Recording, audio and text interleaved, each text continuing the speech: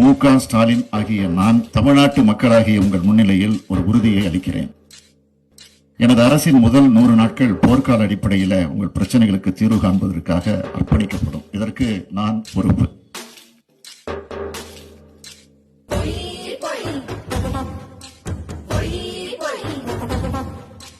ஊருக்குள்ள திருட்டு பையன் ஓட்டு கேட்டு வாரா மச்சான், அப்பம் பேர சொல்லி தலைவன் மச்சான்.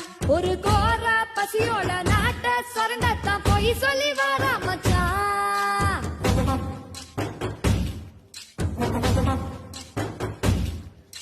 ஸ்டாலினுக்கு போடும் ஓட்டு, நமக்கு நாமே வைக்கும் வெட்டு.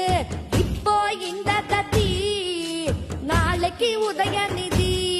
தமிழ்நாட்டையே குடும்ப சொத்தாக்கிடுவான், இதை விடக்கூடாது மச்சான்.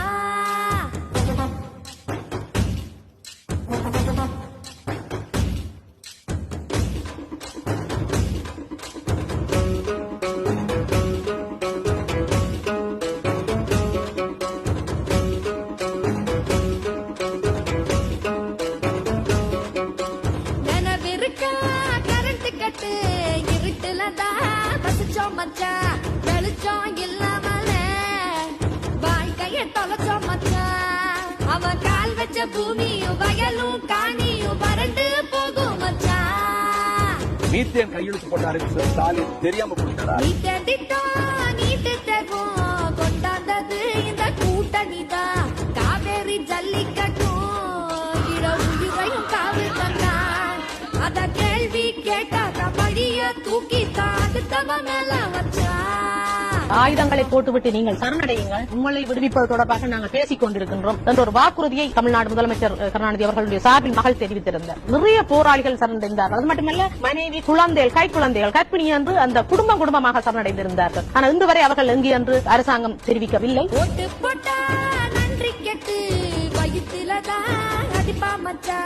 கட்ட பஞ்சாயத்தா நடத்தும் கட்சி மச்சா. நம்ம நிலத்தா புடுங்கிட்டா மண்ணா திருடிட்டா ரோட்டுல விடுவா மச்சா. அவங்க கண்ணாடி வந்தாங்கன்னா ரோட்ல குடிச்சிட்டு பொம்பளைங்க ஒருத்தர் கூட போக முடியாது. ராத்திரில சட்டை பேண்ட் போட்டு வரா என்ன அப்படியே தல் ஆடுறான்னு சொல்லி இருப்பானுங்க, குடிச்சிட்டு வரணுங்க. பொன் குழந்தா வீட்டா விட்டு தைரியமா போனும் மச்சா. ரவுடி திமுகவும் அத விடவே மாட்டா மச்சா. நாம நிம்மதியா நடமாட, குடும்பத்துல சிரிப்பாட திமுகவை ஒழிப்போம் மச்சா.